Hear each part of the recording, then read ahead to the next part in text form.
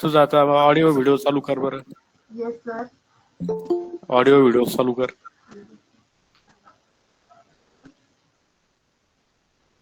स्वराली ना काय अभ्यास केलाय ते बघू आता. हा, कुठली आहे स्वराली तू?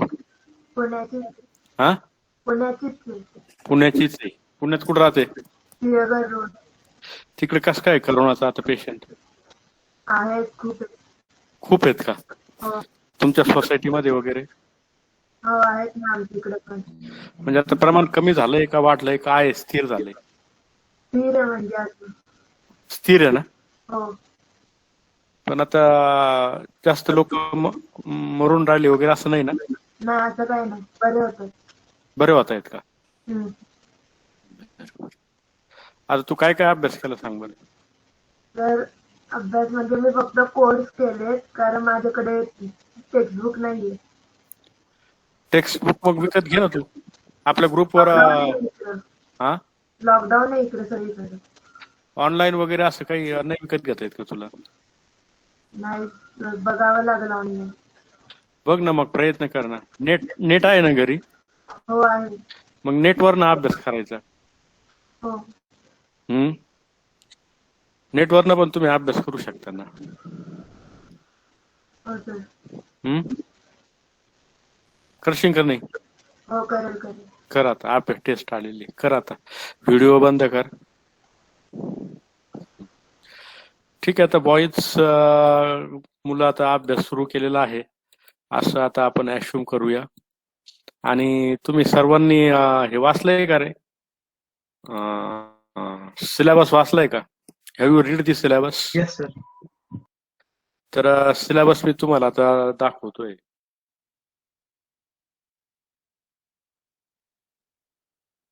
I am showing you the syllabus of C programming.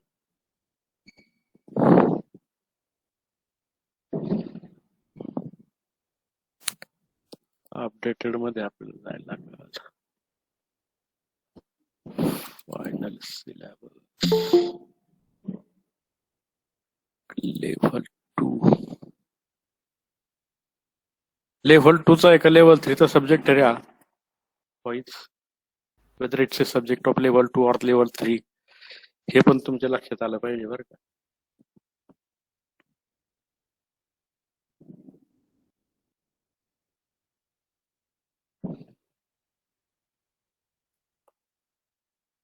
Programming in C पहिला सिलेबस आहे बघा. तर याच्यामध्ये ना चॅप्टर्सचा जर आपण विचार केला तर overview of tokens and expressions, evaluation of expressions, arrays and strings. ठीक आहे. तर वेटेज आवर्स 12 आहे त्याला. आणि नंतर आहे डिसिजन मेकिंग अँड लूपिंग. तर मुलांना आज आपण ऑपरेटर्स अँड एक्सप्रेशन्स हा पार्ट बघणार आहोत. तर लेट अस लुक. तुम्हाला टेस्टला पहिले 2 चॅप्टर असणार आहेत बरं का, सगळ्यांनी लक्षात ठेवा.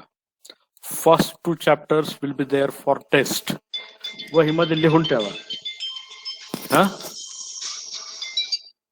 सर्वांनी वहीत लिहून ठेवा की first 2 chapters will be there for taste.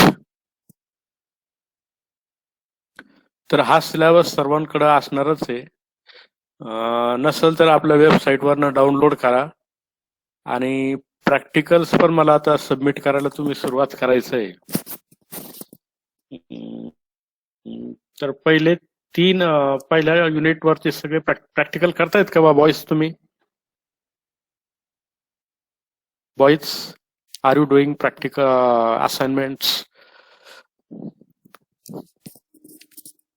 or not?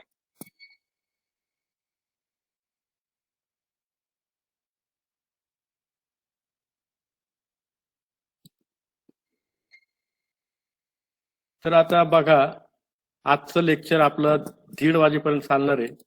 1:30 पावणे 2 पर्यंत. त्याच्यामुळं तो तसं तुम्ही हे करा आता, डोक्यात ठेवा. So I want to tell you regarding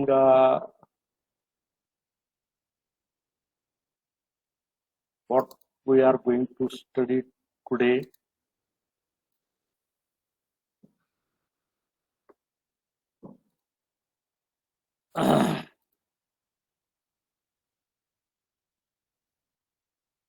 operators and expressions हे बघणार आहोत.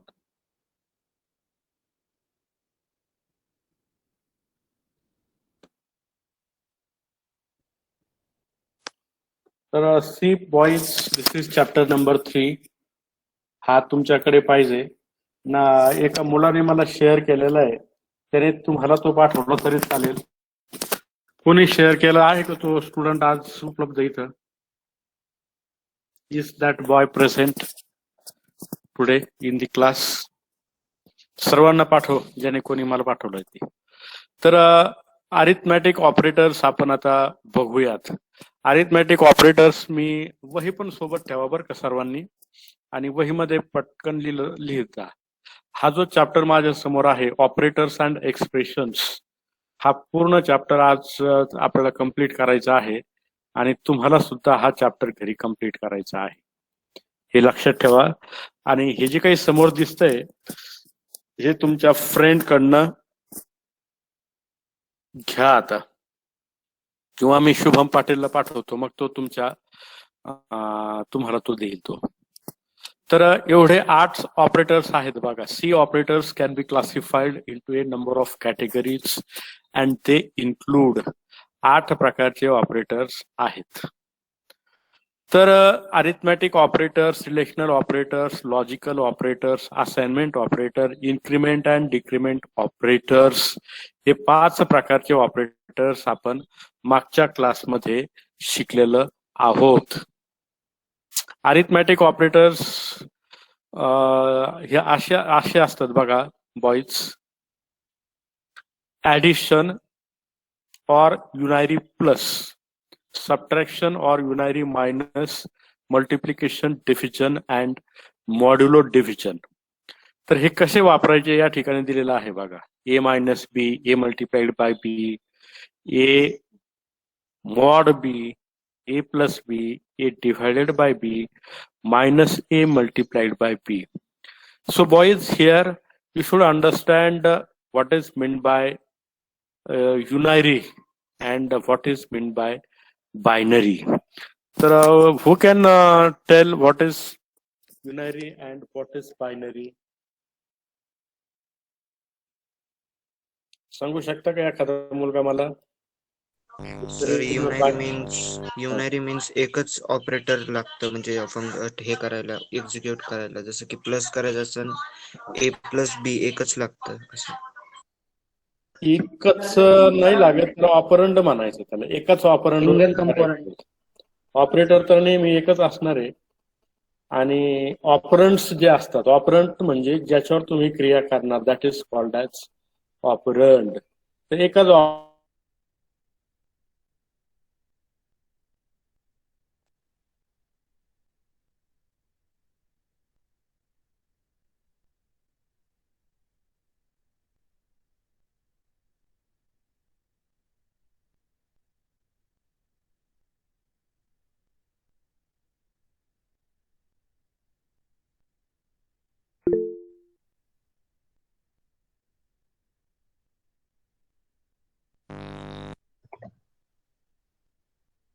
सर व्हॉइस येत नाही.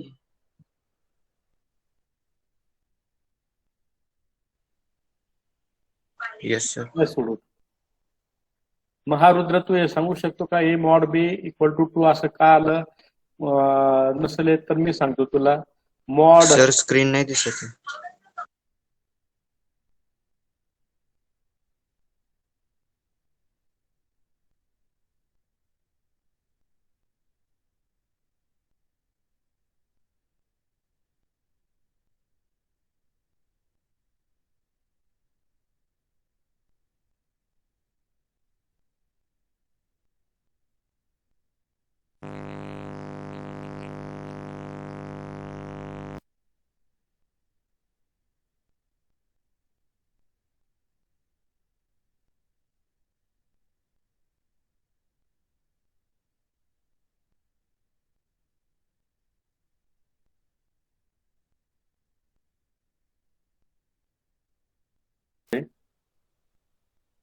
and we will continue.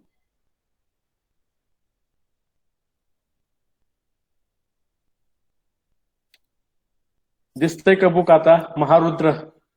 Yes sir. आता ए ची व्हॅल्यू 14 आहे आणि बी ची व्हॅल्यू 4 आहे. तर मॉड्युलो ऑपरेटर आपल्याला काय देणार आहे? रिमाइंडर देणार आहे. मग 14 मॉड 4 म्हणजे किती हे येणार? क्वोशंट किती येणार? 3. हा 3 बरोबर आहे. 4 त्रिक 12 आणि रिमाइंडर किती येणार? 2 येणार. म्हणून मी दिलंय बघा A mod B is equal to 2 remainder of division. म्हणजे असे 4 ऑपरेटर आपण शिकलेलो आहे बघा. Addition, subtraction, multiplication, division and mod. एवढं लक्षात ठेवायचं आणि हे वाचायचं सगळं. हा प्रोग्राम एक करायचा आहे सर्वांनी बरं का, इलिस्ट्रेशन ऑफ इंटिजर अरिथमॅटिकचा. आता पुढं आपण जाऊया रिलेशनल ऑपरेटर्स. रिलेशनल ऑपरेटर्स कशाला म्हणतात बघा. हा टेबल 3.2 सर्वांनी अभ्यास करायचा आहे. मागच्या क्लासमध्ये सांगितलं आहे बघा तुम्हाला हे रिलेशनल ऑपरेटर्सच्या बाबतीत. तर काय रिलेशनल ऑपरेटर?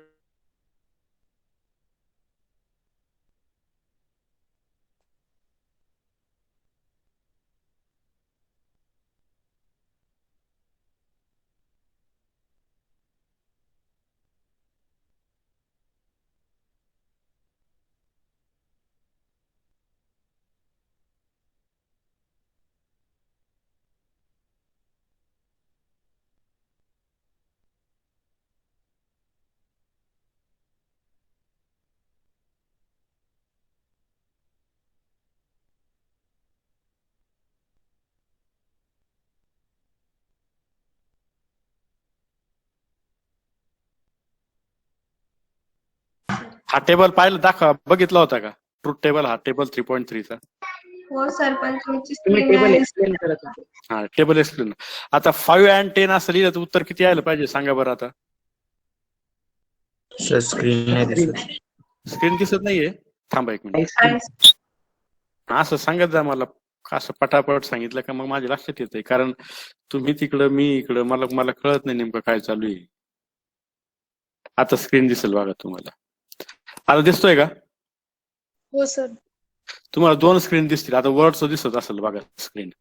आता मी टाईप किती केलंय तिथं 5 and 10. याचा आन्सर किती पाहिजे सांगा आता मला.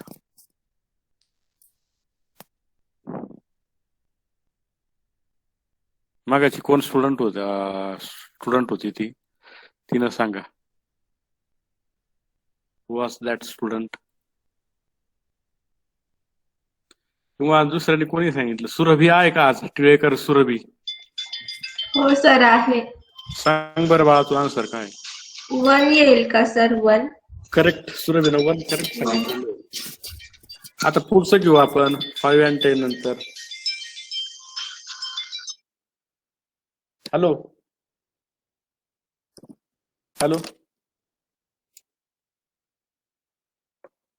5 and हे करू आपण and 0 5 and 0 करू. आता त्याचं सांग बरं सुरभी आन्सर काय येईल आता. एक ऑपरेटर आहे 5 आणि दुसरा आहे 0. What will B output of this? 0 sir. हा 0 येईल सांग बरं. कारण की सर एक व्हॅल्यू 0 आहे ना, तर दोन्ही पण नॉन 0 लागतात. करेक्ट सांगितलेलं आहे सुरभीनं. बघा चांगला अभ्यास करते.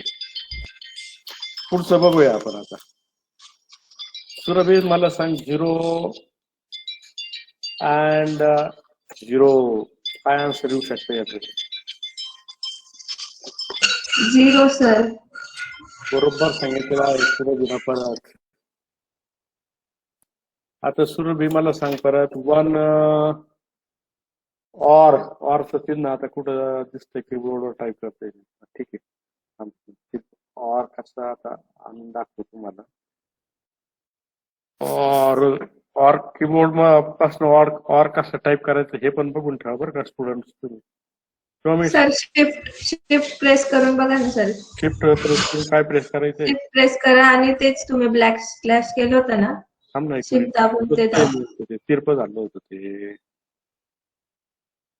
और हा 1 और 0. सुरभी सांग बरं आता याचं उत्तर काय?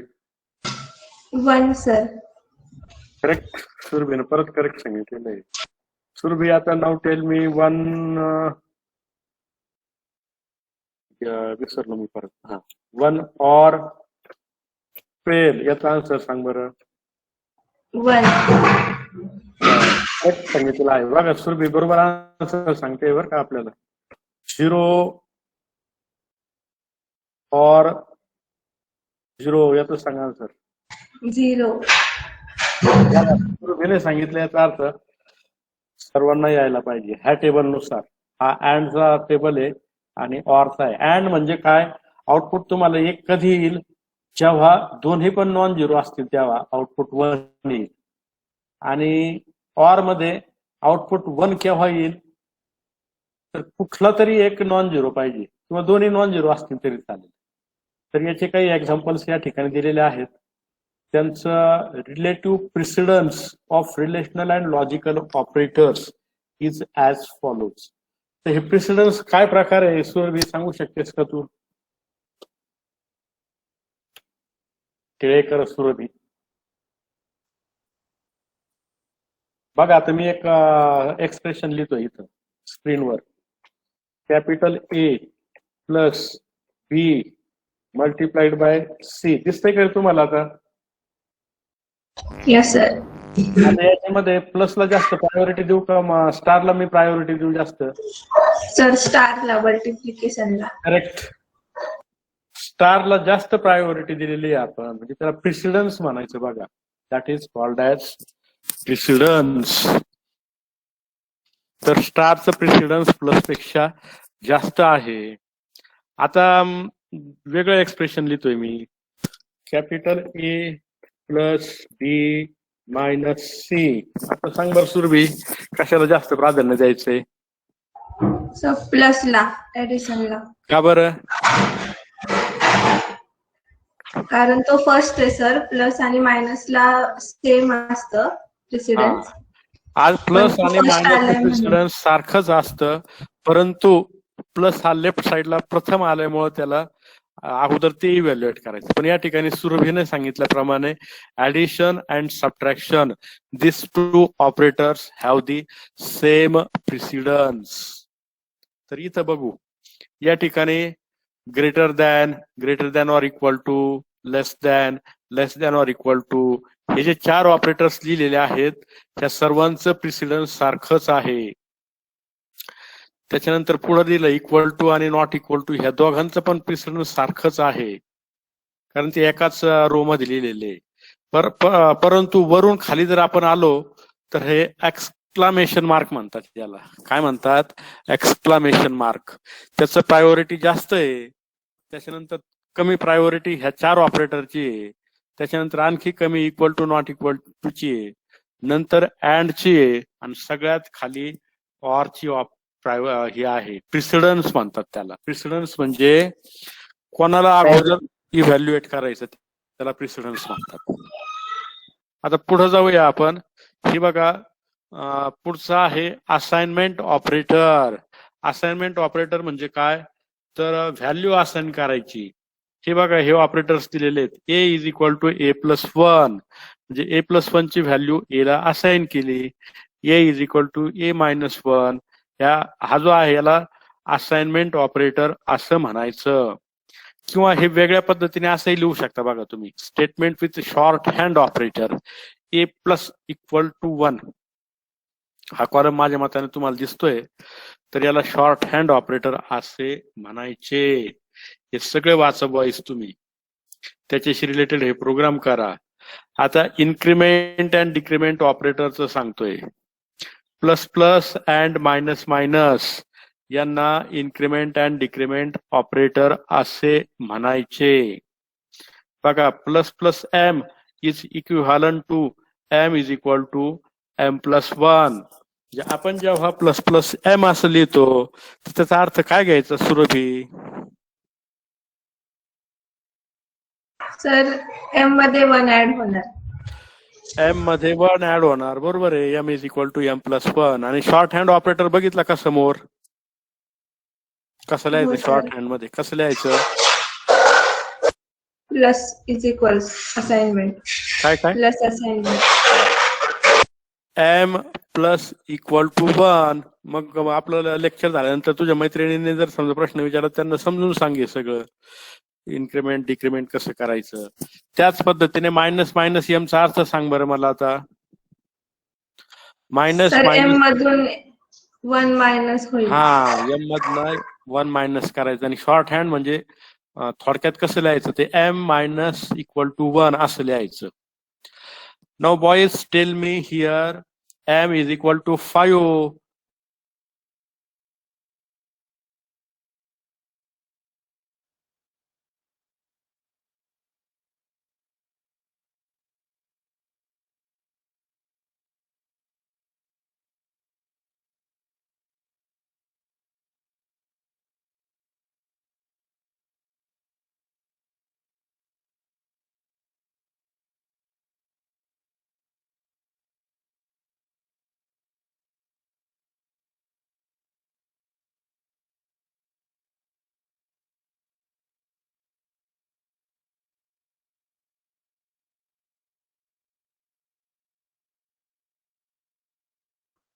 हॅलो सर, व्हॉइस येत नाही.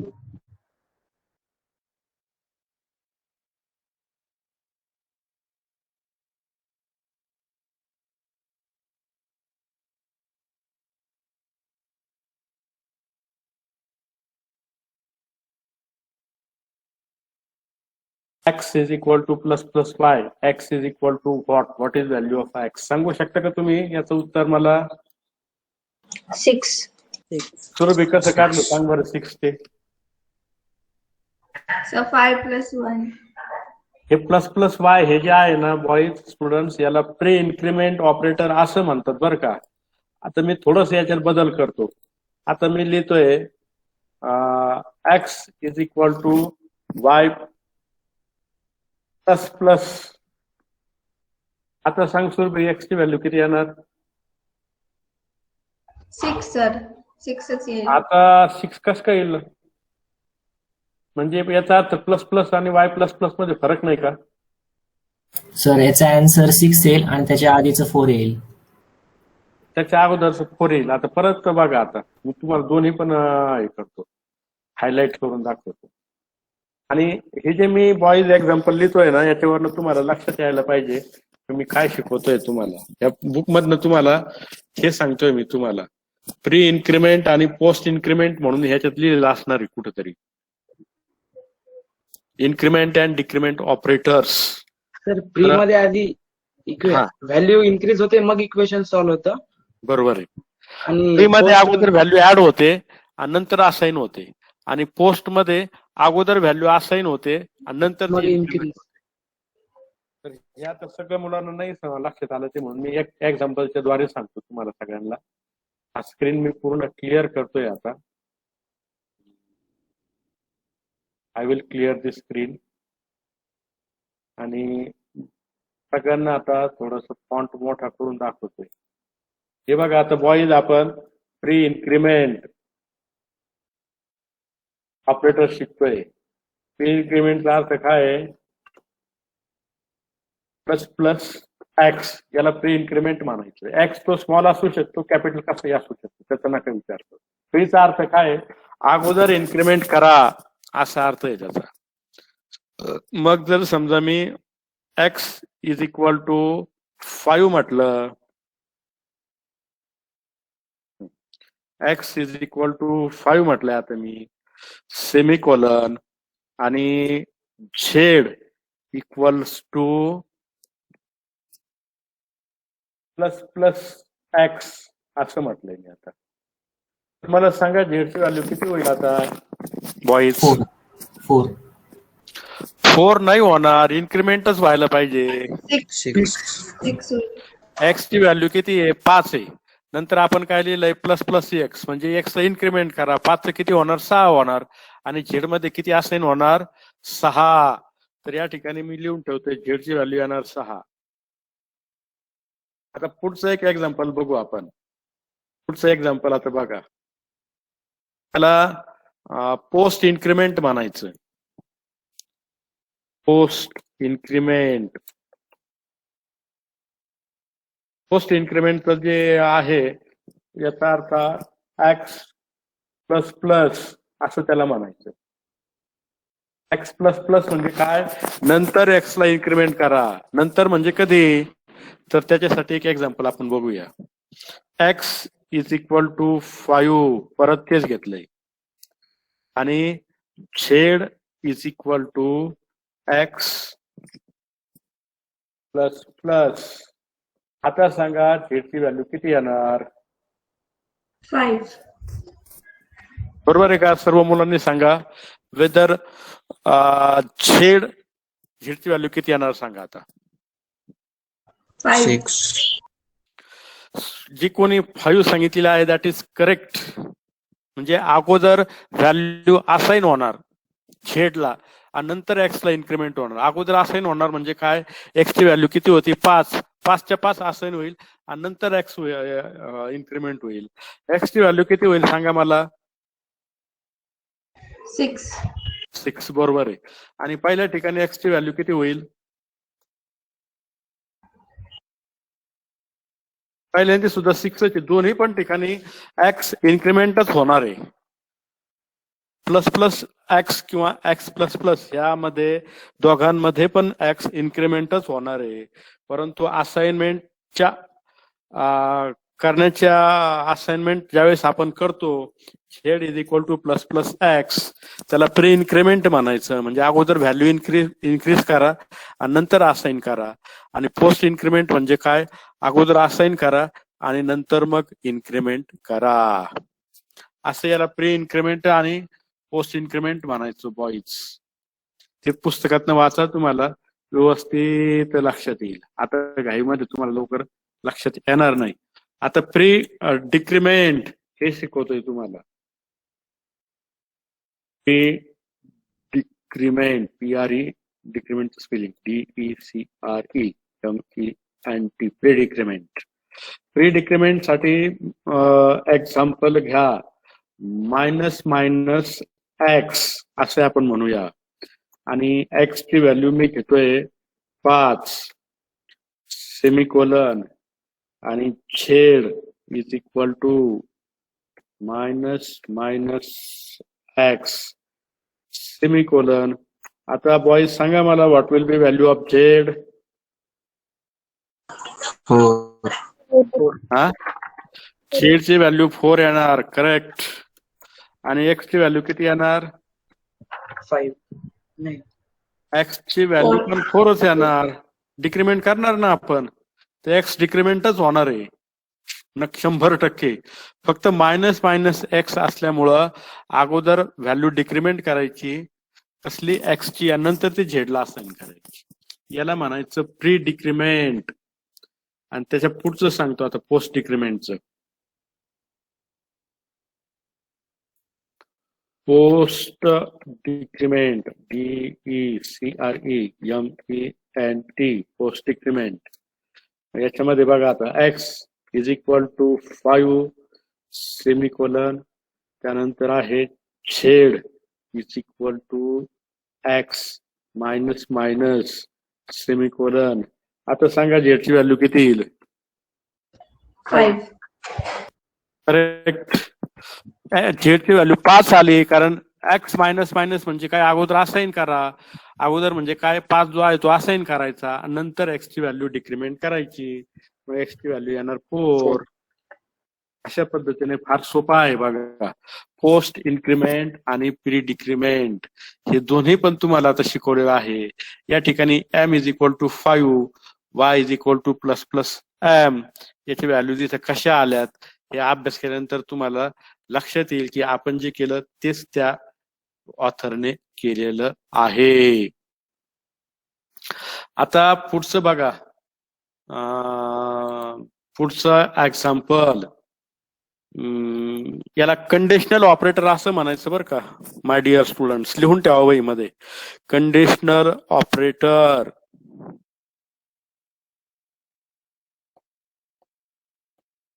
माझ्या माहितीप्रमाणे स्क्रीन दिसतोय तुम्हाला आता सगळ्यांना. सुरभी टिळेकर. दिसते सर स्क्रीन. हा, ज्यावेळेस स्क्रीन गायब होईल त्यावेळेस पण सांगत जा फोन करून, कारण मला हो सर. हा. सुरभी आता वाच बरं आहे, काय लिहिलंय? फर्स्ट पासून वाचू का सर? हा, 3.7 पासून वाच हळू आवाजात. A ternary operator question mark and colon is available in C to construct conditional expressions of the form exponential 1 question mark exponential 2 colon exponential 3. वाच पुढे वाच. मी तो पण घेतो.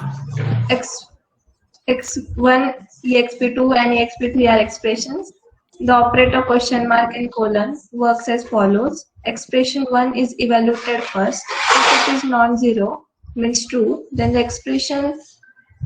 expression 2 is evaluated and becomes the value of the expression. If expression 1 is false, expression 3 is evaluated and its value becomes the value of the expression.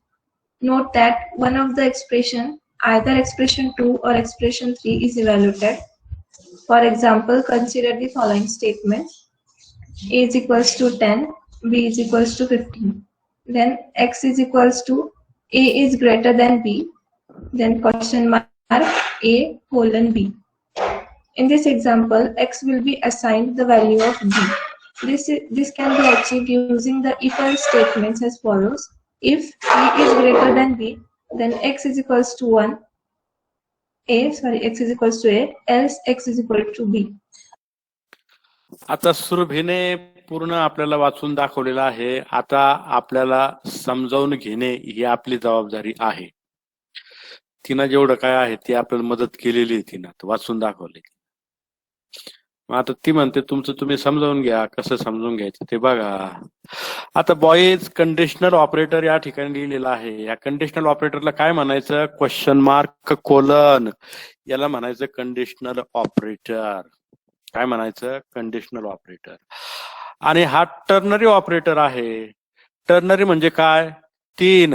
याला 3 expressions लागतात म्हणून याला म्हणायचं ternary operator. युनारी म्हणजे एकच ऑपरंड लागेल, बायनरी म्हणजे 2 लागतील आणि टर्नरी म्हणजे 3 लागतील.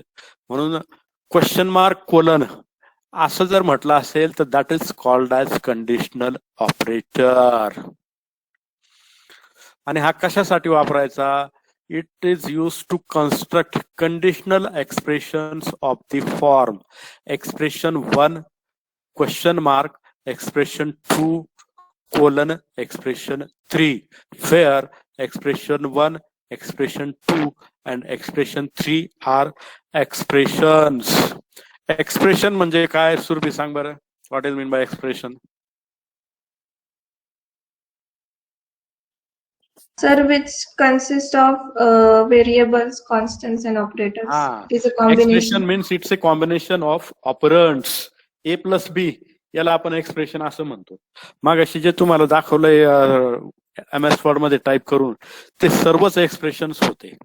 तर या ठिकाणी 3 एक्सप्रेशन्स आहेत म्हणून याला टर्नरी ऑपरेटर असं म्हणायचं.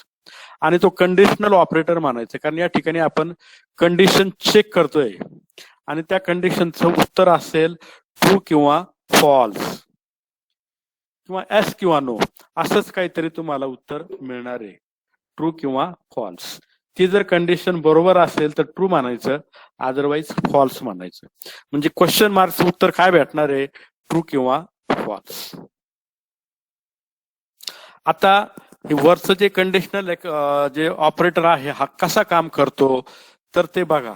एक्सप्रेशन 1 ला इव्हॅल्युएट करायचं आणि क्वेश्चन मार्क प्रश्न विचारायचा की एक्सप्रेशन 1 हे ट्रू आहे का फॉल्स आहे. जर ट्रू असेल तर एक्सप्रेशन 2 इव्हॅल्युएट होईल आणि एक्सप्रेशन 1 फॉल्स असेल तर एक्सप्रेशन 3 इव्हॅल्युएट होईल. म्हणजे एक्सप्रेशन 2 किंवा एक्सप्रेशन 3 या दोघांपैकी कुठलं तरी एकच एक्झिक्यूट होईल आणि ते कुठलं एक्झिक्यूट होईल it will depend upon the value of expression 1. Expression 1 जर ट्रू असेल तर एक्सप्रेशन 2 एक्झिक्यूट होईल, अदरवाईज एक्सप्रेशन 3 एक्झिक्यूट होईल. आता हे आपण एका प्रॉब्लेमच्या साहाय्याने समजावून घेऊ. A इज इक्वल टू 10 याला असाइनमेंट स्टेटमेंट असे म्हणायचे, because it assigns the value 10 to variable A. B equal to 15 B ची व्हॅल्यू 15 आहे. आता x ला व्हॅल्यू असाइन केलेली आहे बघा. x इज इक्वल टू असं म्हटलं तर ते तिसरं पण असाइनमेंट स्टेटमेंट झालेलं आहे. आता x is equal to x मध्ये काय व्हॅल्यू स्टोअर होणार आहे तो एक प्रश्नचिन्ह आहे आपल्या समोर. आता 3 एक्सप्रेशन्स लिहिलेले आहेत. एक्सप्रेशन 1 कोणतं आहे? A ग्रेटर दॅन B जे ब्रॅकेट मध्ये लिहिलेलं आहे दॅट इज एक्सप्रेशन 1. त्यानंतर आहे क्वेश्चन मार्क आणि नुसतं स्मॉल a जे लिहिलेलं आहे दॅट इज एक्सप्रेशन 2. त्याच्यानंतर कोलन आणि एक्सप्रेशन 3 म्हणजे B. असं वरचा जो फॉर्मॅट आहे आता ज्याच्यावर मी माऊस फिरवत आहे ह्याच फॉर्मॅट मध्ये हे लिहिलेलं आहे. x is equal to A greater than B question mark A colon B. इथं सुद्धा 3च एक्सप्रेशन्स आहेत. आता मला सांगा A ग्रेटर दॅन B ची व्हॅल्यू ट्रू येणार की फॉल्स येणार? फॉल्स. False. आता फॉल्स म्हटलं तर मग कोणतं एक्सप्रेशन एक्झिक्यूट होणार? एक्सप्रेशन 2 का एक्सप्रेशन 3? 3. 3 एक्झिक्यूट होणार. 3 म्हणजेच काय? B एक्झिक्यूट होणार. B ची व्हॅल्यू किती आहे? 15. तर ते x ची व्हॅल्यू आता किती होईल? 15 होईल. एवढं सोपं आहे. Value of x will become 15. 10 का नाही होणार बरं? Maharudra why value of x will not be False. Condition false होत. कंडिशन फॉल्स झाल्यामुळे एक्सप्रेशन 3 झालंय एक्झिक्यूट. तर याला काय म्हणायचं महारुद्र? कंडिशनल ऑपरेटर असं म्हणायचं. कंडिशनल का म्हणायचं? कारण आपण या ठिकाणी ती चेक करतोय ट्रू किंवा false. A greater than B आणि क्वेश्चन मार्क ट्रू किंवा फॉल्स असं आहे. So this is called as conditional operator, जो इफ एल्सच्या फॉर्म मध्ये असंही लिहितात. If A greater than B x is equal to A else x is equal to B. म्हणजे इफ आता इफ एल्स स्टेटमेंट तुम्हाला नाही शिकवले मी म्हणून हे आता सध्याला बघू नका. पुढे आहे बिटवाईज ऑपरेटर्स. बिटवाईज ऑपरेटर्स 4 आहेत बघा महारुद्र. अँपरसँड, त्यानंतर हे व्हर्टिकल काय आहे ते असं म्हणण्यापेक्षा त्यांना नावच घेऊ आपण त्यांचे. हे जे पहिलं दिसतं आहे दॅट इज बिटवाईज अँड, दुसरं आहे बिटवाईज ऑर, तिसरं आहे बिटवाईज एक्सक्लुझिव्ह ऑर, तिसरं आहे शिफ्ट लेफ्ट आणि चौथं आहे शिफ्ट राईट. यांना बिटवाईज ऑपरेटर असं म्हणायचं. पण यांचं काय जास्त उदाहरणं यांनी सॉल्व्ह नाही केलेले. पुढे जाऊया आपण. Comma operator. हा कॉमा ऑपरेटर याच्यामध्ये वापरतात बघा. फॉर लूप्स मध्ये किंवा व्हाईल लूप्स मध्ये इथं लिहिलंय कॉमा कॉमा. त्याला हे एक ऑपरेटर असंच म्हटलेलं आहे. त्याच्या पुढे जाऊ. Size of operator. हे साईज ऑफ नावाचा ऑपरेटरच आहे हा. इथं लिहिलंय ना साईज ऑफ. याच्यामध्ये 3 स्टेटमेंट लिहिलेत. एम सुरभि वाच बरं आहे थोडस, मुलांना थोडं समजेल मग. किंवा महारुद्र वाचेल, दोघांपैकी एक कोणीतरी फास्ट वाचा. The size of a compile time operator, and when used with an operand, it returns the number of bytes the operand occupies. The operand may be a variable, a constant, or a data type qualifier. Examples: m is equals to size of sum, n is equals to size of long int, k is equals to size of 235L. L म्हणजे काय? Long, sir, long. बरोबर आहे. तर आता तिनं वाचलेलं आहे. आता सांगतोय मी तुम्हाला याचा अर्थ. M is equal to size of sum, म्हणजे सम नावाचा जो व्हेरिएबल आहे किंवा त्या व्हेरिएबल मध्ये जे काही स्टोअर केलेलं आहे त्याची साईज किती आहे. साईज म्हणजे असं काय 1 किलो 2 किलो अशी नसते ती साईज. तर ती साईज कशामध्ये असते? बाईट्स मध्ये असते. माणसाचं वजन जसं असतं 20 किलो 25 किलो ही झाली साईज त्याची किंवा वेट झालं, तसं आपल्या कॉम्प्युटरमध्ये साईज ऑफ म्हणजे काय तर किती मेमरी लागल, आणि मेमरी आपण बाईट्स मध्ये मेजर करतो. तर M is equal to size of sum असं जर म्हटलं तर एम मध्ये त्या सम त्याची साईज जाणार. आता मी तुम्हाला वर्ड मध्ये एक प्रश्न विचारतो, त्याचं उत्तर सांगा. असं जर समजा मी लिहिलं तर C is equal to 5 semicolon and then Z is equal to size of in bracket C bracket complete करायचं आहे मला सेमिकोलन. तर सांगा आता Z ची व्हॅल्यू किती येणार? 2. टू एका स्टुडंटने सांगितलेला आहे, त्याने टू का सांगितलं ते त्याने एक्सप्लेन करावं. सर 5 हा इंटिजर नंबर आहे, तर इंटिजरला 2 बाईट लागते म्हणजे असं. परफेक्ट त्याने आन्सर सांगितलेला आहे, त्याचं कॉंग्रॅच्युलेशन करायला काहीच हरकत नाहीये. C is equal to 5, Z is equal to size of C. C काय झालेला आहे? इंटिजर झालेला आहे.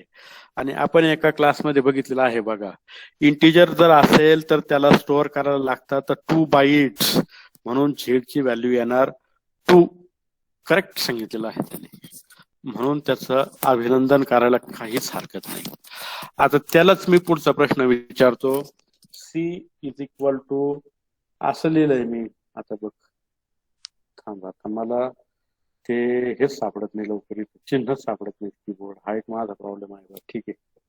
हॅलो सर, हा क्वेश्चन होतं सर. काय काय सर शॉर्ट इंटची 2 बाईट्स असते आणि इंटची 4 बाईट्स असते, बरोबर? नाही ना, इंटची आता ते पुस्तकात बघ बरं तू कसं आहे. सर नॉर्मल फक्त आपण इंट यूज करतो ना, त्याची 4 बाईट्स आहे आणि शॉर्ट इंटची 2 आहे. दाखवू शकते का आम्हाला स्क्रीनवर काही डेमो दाखवू शकते? नाही सर, गुगल वर पण सर्च करून बघा तुम्ही, आहे. थांबा, पुस्तकात बघू. ती शंका जाता आपण क्लिअर करू. दुसरं पुस्तक आहे माझ्याकडे, तर तुम्ही थोडस बघा. तुम्ही याच्यामध्ये तुम्हाला पण हे लक्षात आलंय ना size of operator? Surabhi, hello. हो सर, मला कळलंय ते, हा, पण मला आपण या ठिकाणी सांगण्याचा उद्देश एवढाच होता की साईज ऑफ ऑपरेटर आपण कसा वापरायचा आणि साईज ऑफ ऑपरेटर आपल्याला काय रिटर्न करतं. आता तुम्हीच गुगलवर शोधा किंवा पुस्तकात शोधा, नुसतं जर 5 आपण लिहिलं तर झेडची व्हॅल्यू किती येईल आणि शॉर्ट इंटिजर लिहिलं तर किती येईल, याचा प्रोग्राम पाहिजे तर बनवून तुमचं तुम्ही सुद्धा चेक करू शकता. प्रिंट एफ झेड म्हटलं का, प्रिंट एफ पर्सेंटेज डी आणि झेड म्हटलं तर तुम्हाला त्याचे व्हॅल्यूज येतील. आणि सुरभी जे सांगते ते पण सर्वांनी क्रॉस चेक करा. या ठिकाणी किती म्हटली उत्तर सुरभी तू? तर फक्त इंटचं 4 आणि शॉर्ट इंटचं 2. ठीक आहे, मग सुरभीचं आपण म्हणते त्याप्रमाणे आपण तिचं म्हणणं मान्य करूया. म्हणजे तुझं म्हणणं या ठिकाणी आता 4 यायला पाहिजे का? हो सर, हो. ठीक आहे, चेक करा. ऑल बॉईज आपण या ठिकाणी 4 आन्सर येईल का 2 आन्सर येईल, थोडस गुगलवर सर्च करा. सर मला माहित नाही सर, कन्फर्म नाही. म्हणूनच सांगितलं कन्फर्म करा. आणि जर समजा पाहिजेच असेल तर मग आपल्याला ते दुसरं पुस्तक हे उघडायला लागेल. थांब, माहित नाही तर मग माहित करूनच घेऊ आपण. त्याच्यासाठी दुसरं उघडतोय मी आता पुस्तक. थांबा, पुस्तक म्हणण्यापेक्षा चॅप्टर. जस्ट अ मिनिट, कशात येते बघा. हा ठीक, टीचिंग मटेरियल. हे बघा, constant variables and data types मध्ये आपल्याला बघायला लागणार आहे ते.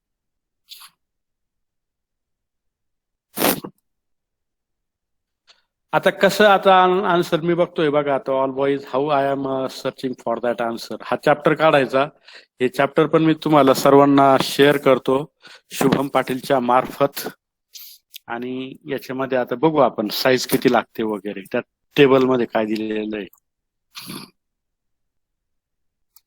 तर हे साईज बघा, इंटिजर मध्ये 3 प्रकारच्या साईज असतात, INT, शॉर्ट INT आणि long.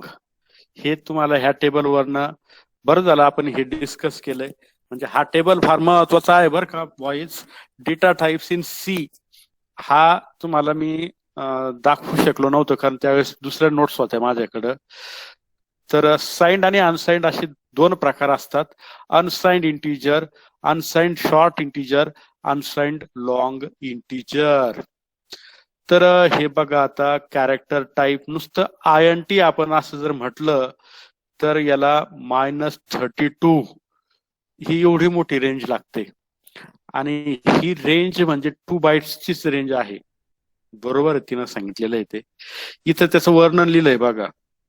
Short integer, integer, long integer. तर या ठिकाणी कशाला किती बाईट्स लागतील हे सगळं डिटेल मध्ये दिलेलं आहे. हे बघा आता for example short INT represents fairly small integer values and requires half the amount of storage as regular integer number uses. तर इथं दिलंय बघा आता शॉर्ट इंटिजरला किती दिलंय. हा टेबल बघा आणि ह्या टेबलवरनं तुम्हाला सगळं काही लक्षात येणार आहे. नुसतं INT और साइंड INT म्हटलं तर 16 बिट्स लागतात. म्हणजे सुरभीनं बरोबर सांगितले बघा. तिसऱ्या नंबरचं 3 नंबरची रो बघा. INT और साइंड INT असं जर म्हटलं तर तुम्हाला किती बिट्स लागतील. 16 बिट्स लागतील. म्हणजे 2 बाईट. सुरभी सर, तुझं ते चुकतंय मग. नाही सर, ऐका ना, ते ना कम्प्युटर वरती मशीन वरती डिपेंड करतं. ही 16 बिट्सचा डेटा आपला चार्ट असेल. 32 बिट्स आणि 64 बिट्सचे जे कम्प्युटर असतात ना त्यांना 4 लागतात. नाही तसं ते कंपायलर बदललं किंवा मशीन बदललं तर 4 लागतील किंवा 16 लागतील असं नाहीच आहे. कुठलंही मशीन तुम्ही घ्या तर कंपायलरवर पण ते अवलंबून आहे. सी लँग्वेजवर अवलंबून आहे. तर तुम्ही पाहिजे तर हा प्रोग्राम तयार करा. INT द्या. तर INT और साइंड INT असं जर म्हटलं तर 16च बिट्स लागतील. 2 बाईट्स. त्याच्यामुळे इथं आन्सर जे आहे ना तुमचं बरं का सुरभी त्या मुलाने सांगितल्याप्रमाणे 2 बाईट्सच येणार आहे. आणि याचा पाहिजे तर प्रोग्राम तयार करून बघा आणि मग खात्री पटेल तुम्हाला. ठीक आहे सुरभी. हो सर. तर आता हा टेबल थोडक्यात वाचा आणि ह्या टेबल प्रमाणे करा. आता आपलं कुठलं काय चाललं होतं तो चॅप्टर माझ्या माहितीप्रमाणे आता आपलं झालंय बरं का. आता परत एकदा बघू आपण आणि त्याच्या चॅप्टरच्या आतमध्ये काय अभ्यास करायचा तुम्हाला सांगतोय मी आता. तर बॉईज ह्या स्पेशल ऑपरेटर्स पर्यंत आपण आलो होतो. कुठपर्यंत आलो होतो बघा. हा इथपर्यंत म्हणजे शेवटच आलेलो आहे आपण. तर मला तुमच्याकडनं आता असं एक्सपेक्टेशन आहे की हे सगळे प्रॉब्लेम्स तुम्ही सॉल्व्ह करावेत. थोडासा आपला सिलेबस मागं असल्यामुळे फास्ट मला शिकवायला लागून राहिले कारण आपल्याला टेस्टसाठी पण सिलेबस कम्प्लीट करायचा. हे मॅथमॅटिकल. हा बोल. सर मी ते एक्झिक्यूट केलंय. साईज ऑफ इंट 4 आली सर. 4 आली का. दाखव सर. बरं मला. आम्हाला दाखव बरं. तू शेअर करू शकतेस का. हा सर, एक मिनिट. माझं बंद करू का शेअरिंग. हो तरच सर, तुला करा. बघतील. हो थांब मला 1 मिनिट मला मुलांना सांगू दे मग तुझा डेमो आपण बघूया. म्हणजे मला ओके सर. उघडायची गरज नाहीये माझा डेमो. तर बॉईज तुम्ही काय करा हे सगळं अभ्यास करा बरं. आणि हा चॅप्टर जवळपास ऑपरेटर्स अँड एक्सप्रेशन चालू आहे आपला. हा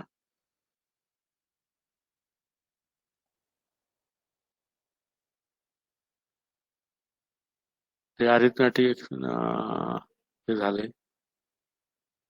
त्यानंतर अजून हा भरपूर चॅप्टर बाकी आहे. बिटवाईज ऑपरेटर्स पर्यंत आपण आलो होतो. स्पेशल ऑपरेटर, कॉमा ऑपरेटर झाले. साईज ऑफ पर्यंत आलो होतो. तर बॉईज पुढच्या लेक्चर्स मध्ये आपण हा चॅप्टर थोडासा अजून एक लेक्चर लागणार आहे. तर आपण आज लेक्चर आहे का सुरभी आपलं. सर आज 2 होते सर. किती वाजता. हे चालू होतं सर. नाही आता जर तुम्हाला लंचला मी वेळ दिला तर दुसरं लेक्चर किती वाजता घ्यायचं आपण. सर ह्याच्यानंतर आम्हाला आहे एक लेक्चर कोणतं लगेच म्हणजे फंडामेंटल्स ऑफ इलेक्ट्रॉनिक्स. किती वाजता आहे. ते तुम्हाला लेक्चर पाहिजे आता. तो पावणे तीनला 2:45. पावणे तीनला सर. पावणे तीनला आहे ना, मग पावणे तीनला मी तुम्हाला फ्री करेल ना. आपण आहे ना 2 वाजता परत लेक्चर चालू करू बॉईज. आता 20 मिनिटात तुम्हाला काय असेल ते जेवण वगैरे करा, नाश्ता पाणी करा. 2ला परत आपलं लेक्चर चालू होईल आणि हा चॅप्टर आपण फिनिश करण्याचा प्रयत्न करणार. ओके, गॅस लिंक कोण जॉईन व्हायचं का सर? त्याच लिंकवर आता मी चालूच ठेवा, तुमचं पाहिजे तर काय असेल ते, किंवा बंद करा. लिंक अशीच चालू राहणार आहे माझ्या कॉम्प्युटरवर. मला सुद्धा जेवायचं आहे. मी 15 मिनिटात जेवण करून परत 2 वाजता, किंवा 2ला नको, 2 वाजून 5 मिनिटांनी चालेल. 25 मिनिट तुम्हाला भेटतील तुम्हाला जेवायला. चालेल ना? Okay sir. आणि पावणे तीनला मी तुम्हाला फ्री करून देईल. तर मी आता ठीक आहे, तुम्ही एक्झिट होऊ शकता.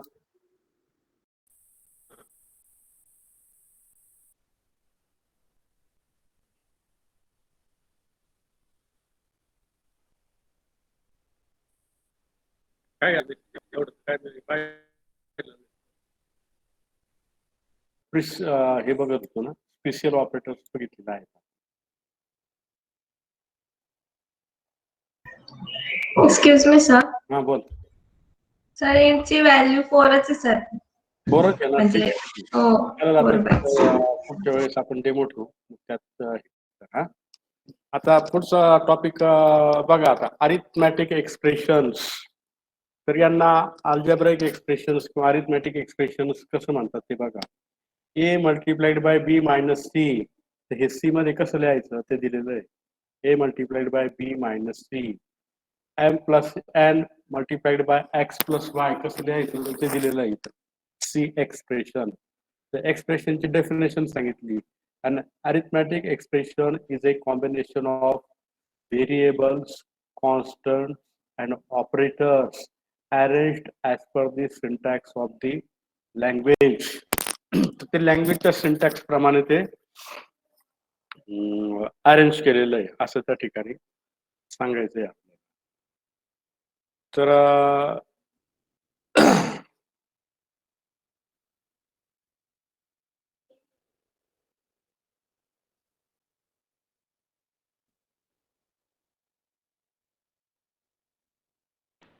सर व्हॉइस येत नाही.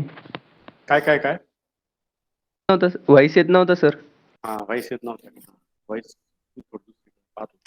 ठीक आहे. A by B upon C हे कसं लिहायचं बघा. A multiplied by B divided by C. म्हणजे थोडक्यात अल्जेब्राइक एक्सप्रेशन आणि सी एक्सप्रेशन कसे लिहितात हे याच्यामध्ये दाखवलेलं आहे. त्यानंतर पुढचा टॉपिक आहे इव्हॅल्युएशन ऑफ एक्सप्रेशन. म्हणजे एक्सप्रेशन्सला कसं इव्हॅल्युएट करायचं हे पण याच्यात सांगितलेलं आहे. तर यामध्ये बघा, X is equal to A multiplied by B minus C semicolon, किंवा Y is equal to B divided by C multiplied by A. हे जे एक्सप्रेशन्स आहेत, आता याच्यामध्ये तुम्ही म्हणणार मल्टिप्लिकेशन करायचं का मायनस अगोदर करायचं, किंवा इथं डिव्हिजन आहे, इथं मल्टिप्लिकेशन आहे पुढच्या एक्सप्रेशन मध्ये, किंवा या ठिकाणी सुद्धा थोडंसं कन्फ्युजन होऊ शकतं आपल्याला. तर हे अवॉइड करण्यासाठी आपल्याला प्रिसिडन्स ऑफ ऑपरेटर म्हणून एक कन्सेप्ट आहे ती वापरायला लागते. इथं दिलेलं आहे प्रिसिडन्स ऑफ अरिथमॅटिक ऑपरेटर्स. म्हणजे ज्याची प्रायोरिटी जास्त त्याला अगोदर एक्झिक्यूट करायला लागेल हे आपण लक्षात ठेवायचं आहे. तर तो प्रिसिडन्सचा टेबल बघा, काय कुठं आहे का टेबल? तो टेबल दिलेला असतोय नाही, ते प्रिसिडन्स आपण अगोदरच पाहिलंय वाटतं. ते yes sir. Precedence of operators वरती होतं सर. होतं ना? हा, ठीक आहे. इथे एक rules for evaluation of expression हे एक रूल्स तुम्ही वाचायचे आहेत. First, parenthesized sub expression from left to right are evaluated. म्हणजे नेहमीप्रमाणे आपण डावीकडूनच इव्हॅल्युएशन करायचंय. If parenthesis are nested the evaluation begins with innermost sub expression. म्हणजे अनेक जर समजा ब्रॅकेट असतील तर आतला ब्रॅकेट अगोदर एक्झिक्यूट करायचा असं त्याचा अर्थ होतो. त्यानंतर the precedence rule is applied determining the order of application of operators in evaluating sub expressions. तर हे काही रूल्स दिलेले आहेत, ते रूल्स वाचा आणि त्याप्रमाणे ते प्रेसिडन्स प्रिसिडन्स कसं असतं ते एक थोडस समजून घ्या. प्रिसिडन्सचा टेबल अगोदर होता. सर एकदा परत सांगा ना. परत सांगू का एकदा? बरं ठीक आहे, परत एकदा सांगतो. प्रिसिडन्सचा टेबल मी शोधतोय, तो कुठे आहे तो मला सापडेना. आपण एक एक्झाम्पल घेऊन बघूया. हे बघा आता, x is equal to a multiplied by b minus C. हे जर असं असेल ना, प्रिसिडन्स तुम्ही लिहून घेता का वहीमध्ये अगोदर? वहीमध्ये लिहून घ्या बरं. Yes sir. पहिलं स्टेटमेंट, पहिलं वाक्य लिहून घ्या. Plus and minus have same precedence. Plus and minus have the same precedence. दुसरं पॉइंट लिहून घ्या. Star and backslash.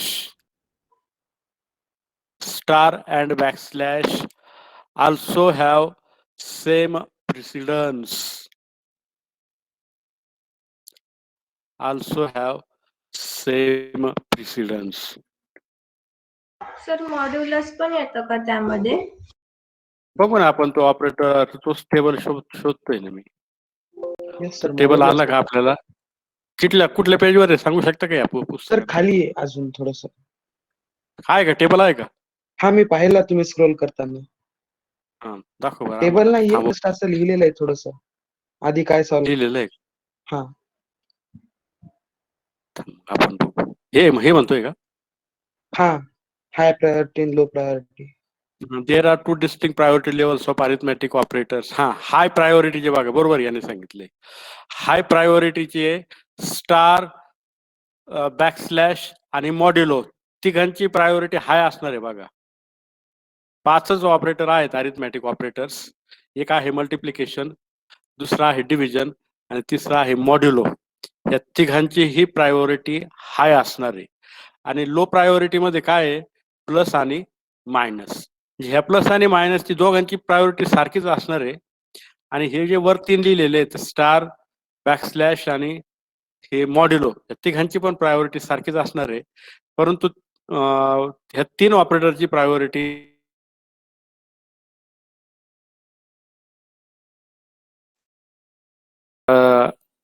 तो जो चॅप्टर आहे एक्सप्रेशन्स आणि ऑपरेटर्सचा, तुम्ही चांगला अभ्यास करा आणि पुढच्या लेक्चरमध्ये आपण पुढचं काय स्टार्ट करू.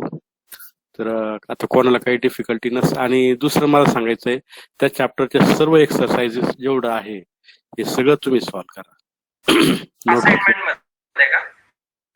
असाइनमेंट मध्ये करेक्ट. आणि काही जर तुम्हाला डिफिकल्टी असेल ना, तर तुमच्यामध्येच ग्रुप्स तयार करा. ग्रुप्स आहेत का तुमच्यामध्ये मित्रांचे? 3-4 मुलांचा ग्रुप. Yes sir. कारण एकट्याला काही हे जमणार नाही, ते किंवा जमल किंवा जमणार नाही, हा जमेल किंवा नाही जमेल हे द्या सोडून. परंतु 2-3 मुलांनी मिळून असाइनमेंट कम्प्लीट केली तरी चालेल. एकाने करायचं आणि त्याचं सर्वांनी कॉपी करायचं असं मात्र करू नका. तर जसं आपलं आता हे लेक्चर चालू आहे गुगल मीटचं, तसं तुमचं फोनद्वारे किंवा गुगल मीटद्वारे 3-4 मुलांचा ग्रुप एकत्र या आणि ग्रुप डिस्कशन करून असाइनमेंट कम्प्लीट करा. ते चॅप्टर 3चं असाइनमेंट असणार आहे. चॅप्टर 3च आहे मला वाटतं तो. तसंच चॅप्टर 2चं पण असाइनमेंट कम्प्लीट करा. आणि 20 प्रोग्राम तुम्हाला ते मी जे सांगितले होते ते करतायत ना सगळे, का नाही करत? एक्सक्यूज मी हा सर. बोल. सर ऑपरेटर्स आणि एक्सप्रेशन्सचे म्हणजे थिअरी सुद्धा लिहायची नोटबुक मध्ये आणि जे प्रोग्राम्स आहेत ते पण. एक्सरसाइज मध्ये जेवढं काय आहे ना ते सर्व लिहायचं आहे. प्रश्न आणि थिअरी सुद्धा आहे सर आणि प्रोग्राम सुद्धा मग दोन्ही. थिअरी पण लिहा. मग ते थिअरी म्हणजे एक्सरसाइज अभ्यासासाठीच दिलेलं आहे ते. तर चॅप्टर 2ची असाइनमेंट तयार करा, एक्सरसाइज सगळं सोडवा. चॅप्टर 3चं पण सोडवा आणि 20 सिंपल प्रोग्राम्स कुठले पण ते असतील ते तयार ठेवा. आता हे कसं सबमिट करायचं हे तुम्हाला मी पुढच्या क्लासमध्ये सांगणार आहे. परंतु एवढं तुमच्याकडनं एक्सपेक्टेड आहे. आणि पुढचा जो क्लास असणार आहे त्या पुढच्या क्लासमध्ये आपण लूपिंग नावाचा एक जो चॅप्टर युनिट 2 आहे ते स्टार्ट करणार आहे. तर आणखी काही आहे का तुम्हाला काही याच्यामध्ये अभ्यासाशी रिलेटेड विचारण्यासारखं? नसेल तर आपण आता लेक्चर थांबूया. सर हा प्रमिळा कोल्हे, प्रांजली. प्रमिला का प्रांजली काय ते, हा बनसोडे. सर बालगुरु स्वामींच्या बुक मधले नाही एक्सरसाइज. हा तर ते बुक जे आहे ना ते बुक शुभम पाटीलला मी पाठवतो. तो तुमचा जो अनऑफिशियल ग्रुप आहे त्याच्यावर तुम्हाला ते 2 चॅप्टर्स बुक ज्यांच्याकडे असेल त्यांनी दुसऱ्यांना पाठवलं तरी चालेल स्कॅन करून. घेतलंय का बुक बाकी पोरांनी? Yes or no? Yes sir. घेतलंय ना बऱ्यापैकी सगळ्यांनी? त्याच्यामुळे काही प्रॉब्लेम नाही तुम्हाला आता. आणि ज्यांच्याकडे नसेल त्यांना आम्ही ग्रुपवर पाठवतो. अनऑफिशियल जो ग्रुप आहे त्याच्यावर तुम्हाला ते चॅप्टर दिसतील. ते जे आता मी चॅप्टर उघडून तुम्हाला शिकवलंय ना तेच तुम्हाला चॅप्टर 2 आणि 3 एवढं आहे त्या माझ्याकडं. एकाच विद्यार्थ्याने मला पाठवलेलं आहे. तेच मी तुम्हाला देईल. त्याच्यातनं अभ्यास करा चांगला. प्रत्येक स्टेटमेंट बाय स्टेटमेंट वाचा. गुगलची हेल्प घ्या. व्हिडिओ लेक्चर्स बघा आणि सर्व प्रकारे समजावून घेण्याचा प्रयत्न करा. आणि मी तर माझे तर क्लासेस चालूच आहेत. त्याच्यामध्ये पण असं मध्ये आले आपण कोणाची काही डिफिकल्टी असतील तर ते सॉल्व्ह करत जाऊ. ठीक आहे. सर एक डाऊट होता सर, एक मिनिट. बोल बोल.